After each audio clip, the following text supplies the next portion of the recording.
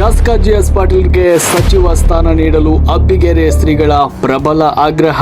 ಮಂತ್ರಿ ಪದವಿ ನೀಡದೇ ಇದ್ರೆ ಬೆಂಗಳೂರಿಗೆ ಮುತ್ತಿಗೆ ಹಾಕುವ ಎಚ್ಚರಿಕೆ.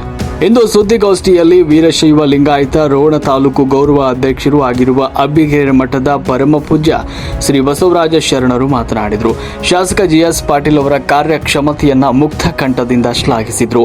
79ರ ಹರೆಯದಲ್ಲೂ 29ರ ಯುವಕನಿಗಿಂತ 10 ಪಟ್ಟು ಹೆಚ್ಚು ಕೆಲಸ ಮಾಡುವ ಉತ್ಸಾಹ ಹೊಂದಿರುವ ಪಾಟೀಲ್ರಿಗೆ ಈ ಬಾರಿ ಸಚಿವ ಸ್ಥಾನ ನೀಡಲೇಬೇಕು. ಒಂದು ವೇಳೆ ಹೈಕಮಾಂಡ್ ಹಾಗೂ ಡಿಕೆ ಶಿವಕುಮಾರ್ ಅವರು ಈ ಬೇಡಿಕೆಯನ್ನು ನಿರ್ಲಕ್ಷ್ಯ ಮಾಡಿದರೆ ನಾಡಿನ ಎಲ್ಲಾ ಮಠಾಧೀಶರು ಒಗ್ಗೂಡಿ ಬೆಂಗಳೂರಿನಲ್ಲಿ ಬೃಹತ್ ಹೋರಾಟ ಹಮ್ಮಿಕೊಳ್ಳಬೇಕಾಗುತ್ತದೆ ಅಂತ ಸರ್ಕಾರಕ್ಕೆ ನೇರ ಎಚ್ಚರಿಕೆ ನೀಡಿದರು. ಈ ಕುರಿತ ಅಬ್ಬಿಗೆರೆ ಶ್ರೀಗಳು ಮಾಧ್ಯಮಗೋಷ್ಠಿಯಲ್ಲಿ ಆಡಿದ ಹರಿತವಾದ ಮಾತುಗಳು ಇಲ್ಲಿವೆ ನೋಡಿ.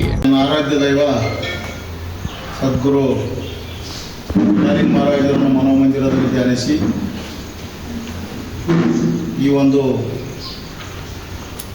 ರೋಣ ಕ್ಷೇತ್ರದ ಶಾಸಕರು ಹಾಗೂ ಸಾವಿರ ಕೆರೆ ಸರ್ದಾರರು ಆದಂಥ ಶ್ರೀಮಾನ್ ಹಿರಿಯ ಜೀವಿಗಳು 4 ಬಾರಿ ಈ ಕ್ಷೇತ್ರವನ್ನು ಪ್ರತಿನಿಧಿಸಿ ಗೆದ್ದಂಥ ಜನಪರ ನಾಯಕ ಅನ್ನಲಿಕ್ಕೆ ತಪ್ಪಾಗಲಿಕ್ಕಿಲ್ಲ. ಈಗ ಅವರಿಗೆ 79 ವಯಸ್ಸಾದರೂ ಸಹಿತ ಒಬ್ಬ ಸಣ್ಣ 29 ವಯಸ್ಸಿನವ್ರು ಎಷ್ಟು ಕೆಲಸ ಮಾಡ್ತಾರೆ ಅದಕ್ಕಿಂತಲೂ 10 ಪಟ್ಟು ಕೆಲಸ ಮಾಡ್ತಕ್ಕಂಥ ಸಾಮರ್ಥ್ಯವುಳ್ಳಂಥ ಒಬ್ಬ ನಾಯಕ ಇವತ್ತು ನಮ್ಮೆಲ್ಲರಿಗೆ ಸಿಕ್ಕಿದ್ದು ಪುಣ್ಯ ಅನಿಸಕತ್ತೀವಿ.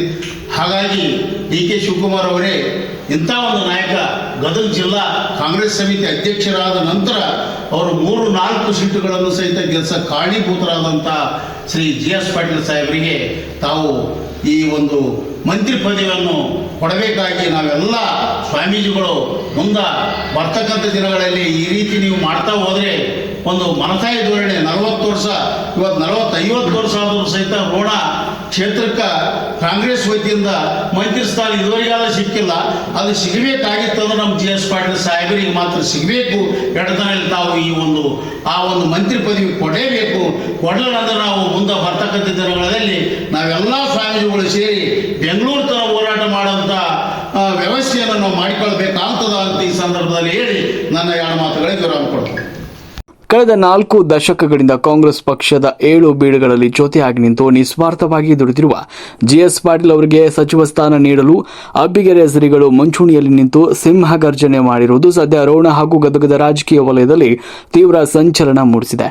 ಪೂಜ್ಯರ ಈ ಪ್ರಬಲ ಎಚ್ಚರಿಕೆಗೆ ಮಣಿದು ಹೈಕಮಾಂಡ್ ಹಿರಿಯ ನಾಯಕನ ಸುದೀರ್ಘ ಸೇವೆಗೆ ಮಂತ್ರಿ ಪದವಿಯ ಗೌರವ ನೀಡುತ್ತಾ ಅನ್ನೋದನ್ನ ನಾವೀಗ ಕಾದು ನೋಡಬೇಕಾಗಿದೆ.